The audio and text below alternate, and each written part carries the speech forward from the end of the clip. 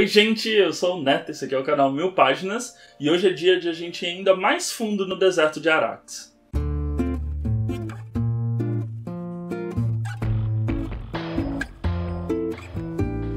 Bom, então antes de começar aqueles recadinhos de sempre aqui do canal, não esquece de deixar seu like, seu comentário, se inscrever e lembrando que no box de descrição a gente sempre deixa o link da loja do Capitão Onigiri, bem como o cupom de desconto aqui do canal, para você poder comprar seus mangás, seus quadrinhos, seus acessórios e ainda fechar sua compra com desconto, que é muito bom. Bom, então hoje a gente vai falar sobre o segundo livro de Duna, Messias de Duna, que é uma continuação direta do primeiro.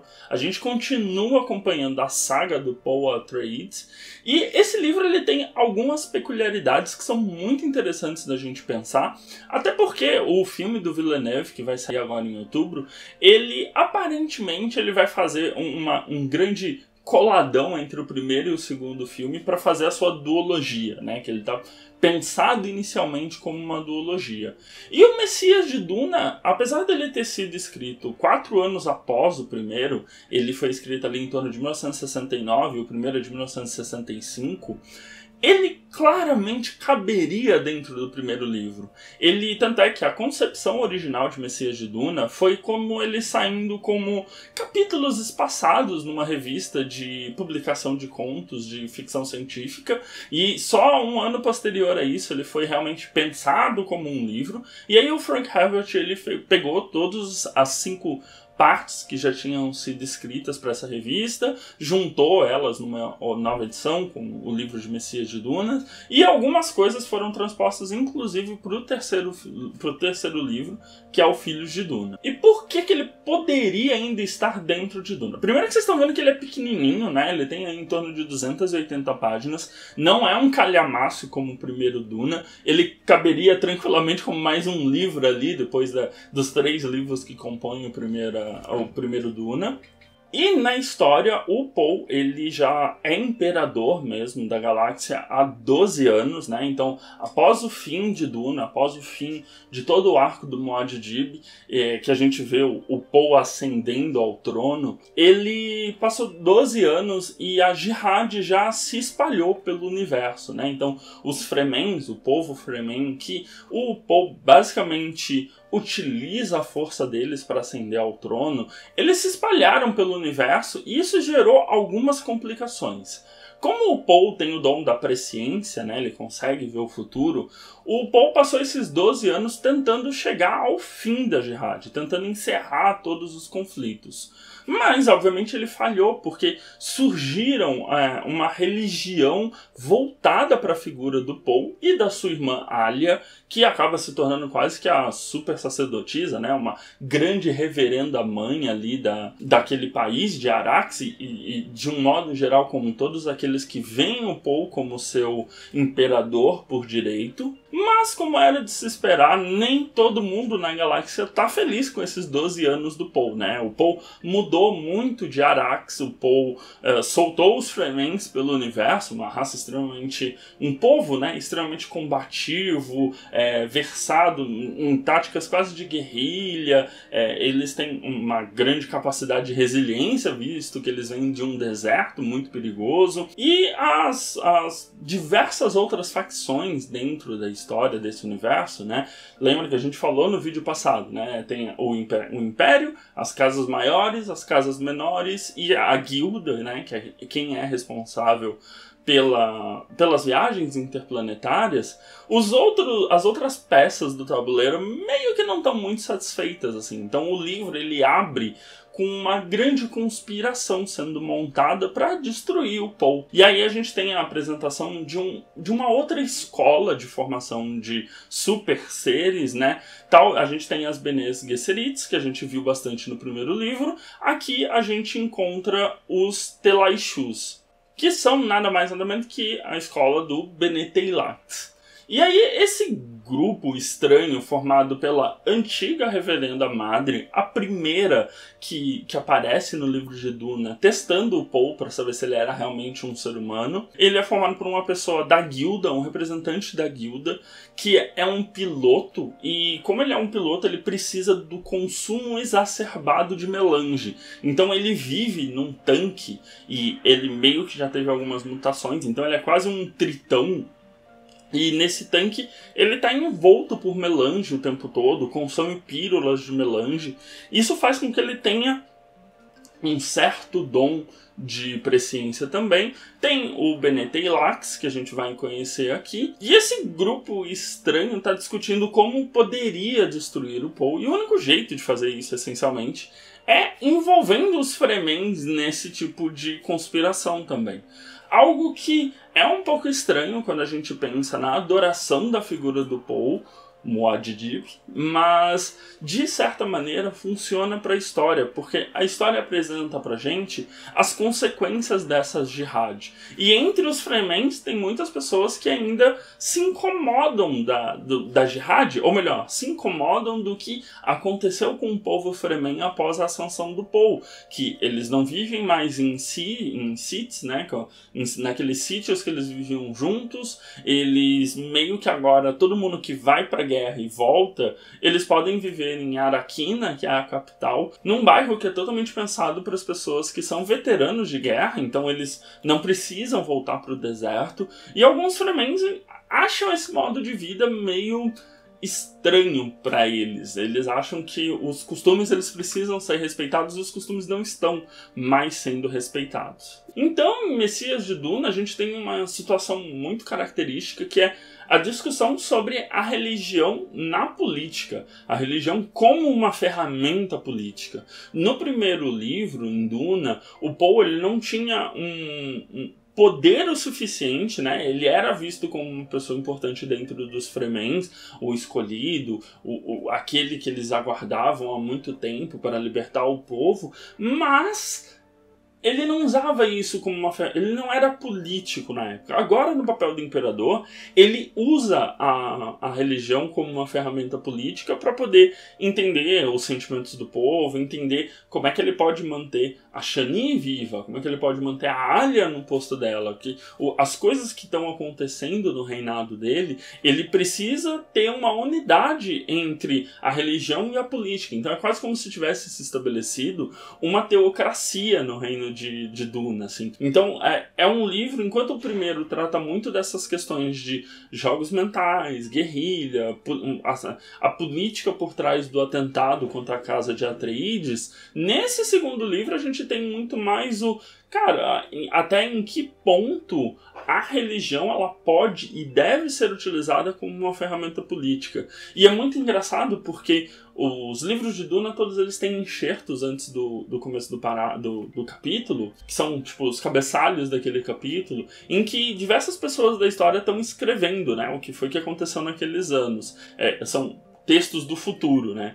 Então a gente tem a princesa Irulan falando sobre essa questão da utilização da fé dos Fremens para a dominação e a ascensão de poder do Paul. A gente tem textos do Stilgar, que é um Fremen que auxilia o Paul, também falando sobre essa questão. Então é algo que é o pano de fundo dessa história, né? Então, no primeiro a gente tem articulações políticas com chavos, um plano dentro de um plano. Aqui no segundo a gente tem essa questão de o Paul não querendo ascender a uma característica mais quase deificada dele, de deidade mesmo, enquanto que ele precisa disso para manter o império dele. Por trás de tudo isso, a gente tem a inserção de um novo personagem, que é um Ghola, o Hayt.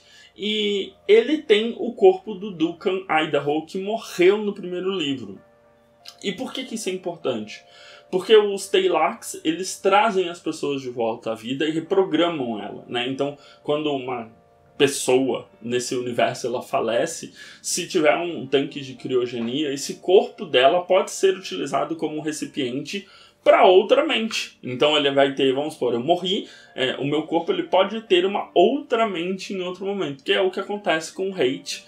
E aí fica essas questões porque o Hayt, como ele foi criado, o Duncan Idaho, né, o corpo do Duncan, a nova mente dele foi criada para ser um Mentat e um filósofo zen sunita, ele tem essa questão de que ele é extremamente lógico. Então, quando ele é dado de presente ao Paul, o Paul pergunta, né, qual é o seu intuito aqui? E ele fala, te destruir, eu tô aqui para causar a sua destruição, o seu fim.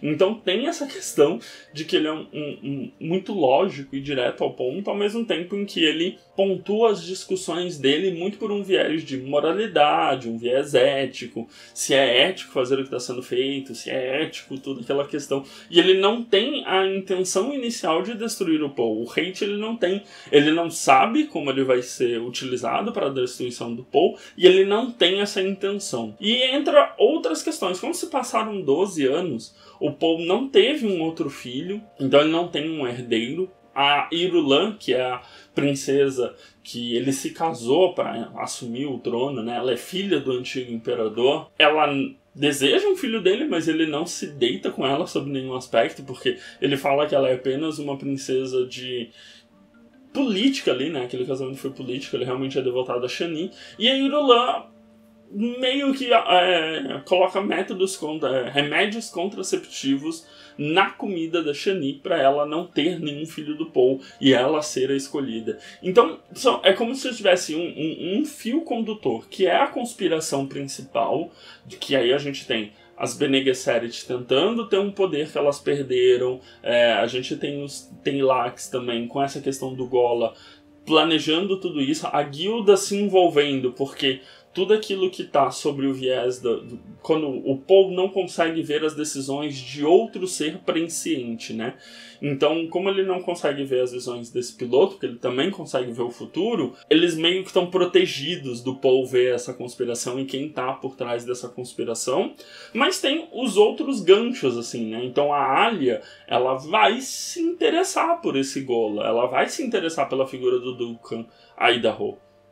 E a gente tem a questão da princesa Irulan, a gente tem a questão do Stilgar, que não tá tão feliz assim com o governo do Paul. A gente tem as questões de tentar entender o que houve nesses 12 anos, né? A gente leitor, assim. E a gente tem um Paul que ele consegue ver um caminho em que ele consiga manter a Shani viva, que esse é o maior e o único interesse do Paul nesse livro, nesse segundo volume, e ele está disposto a pagar qualquer preço por isso. Então, metade do livro, dessas 280 páginas, 150 é pura desenvolvimento de personagens. O Hayt, o Gola, ele vai ser muito desenvolvido nessa história pra gente entender o que é um Gola, qual é a mentalidade dele, o que ele tá fazendo ali.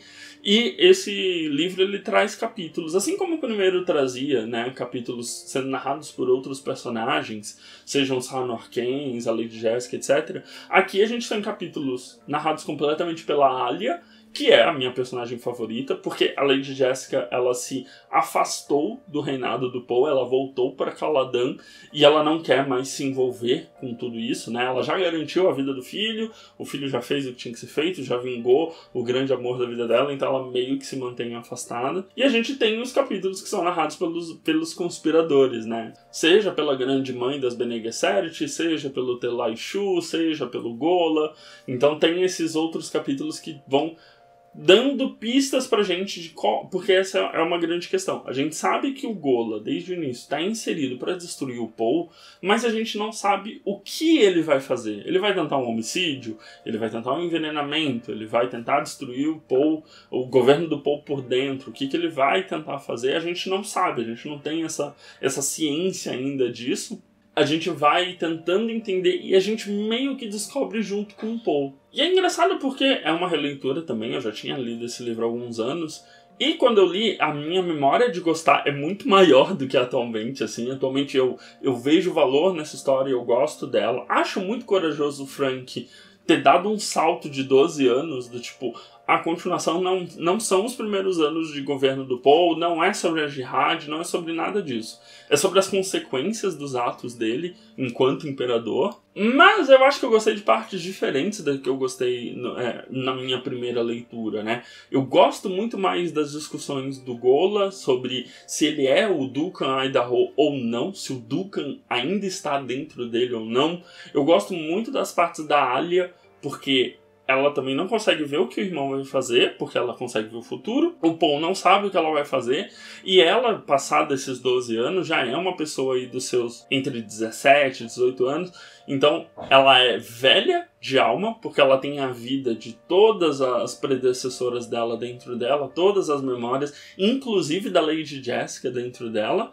Só que ela ainda é um corpo jovem, então ela fica muito perdida sobre qual é o papel dela ali. E em algumas partes do texto existem uma questão de, cara, ela poderia ser o escolhido no lugar do Paul. Ela conseguiria, ela tem as mesmas aptidões, as aptidões dela são maiores do que a do Paul. Tudo isso é muito deixado no ar, né? Porque o Paul não tem memória de pessoas anteriores a ele. Ele só vê o futuro e vê muito mais distante que as outras pessoas. Mas a Alia, ela tem essa consciência maior, essa consciência mais antiga do que do Paul. Ela entende tudo que fez eles caminharem até aquele momento. Então foi uma releitura diferente, assim. O primeiro é 100% divertido, esse segundo ele é um fechamento. A história do Paul, ela se encerra nesse segundo volume, então eu recomendo muito, assim. Acho que quero ler Duna. Você precisa ler esses dois primeiros volumes, assim, se você quiser conhecer a história do Paul, porque as demais histórias são muito desenvolvimento de mundo, desenvolvimento de personagens que a gente viu posteriormente, né? Os Filhos de Duna vai ser outros personagens que vão estar narrando essa história. Então, eu quero entender Duna, quero entender a história do Paul, primeiro e segundo volume. Então, é bem gostoso, eu achei um super arremate, assim, eu achei super corajoso ter esse salto temporal, esse time skip de 12 anos, e eu gostei de partes diferentes do que eu gostei da minha primeira leitura. Então vale muito a indicação e eu acho que é uma obra diferente do primeiro Duna. Eu acho que a temática, o modo de agir dos personagens, né, mais amadurecidos, com mais coisas a perder, é diferente do que a gente estava acostumado a ver, mas muito bom mesmo, 5 estrelas. Não é favoritado, o primeiro é favoritado, mas muito bom mesmo. Então, o Messias de Duna é publicado aqui no Brasil pela editora Aleph, tá saindo por R$ 74,90 no preço cheio, mas vocês acham eles por R$ 34,90, R$ 40. Tem 272 páginas, foi publicado aqui no Brasil nessa edição bonitinha em capa dura em 2017, mas lembrando, o livro original é de 1969. Então meio que é isso, é um livro mais curto, né, com nuances diferentes do primeiro livro, mas muito prazeroso a leitura.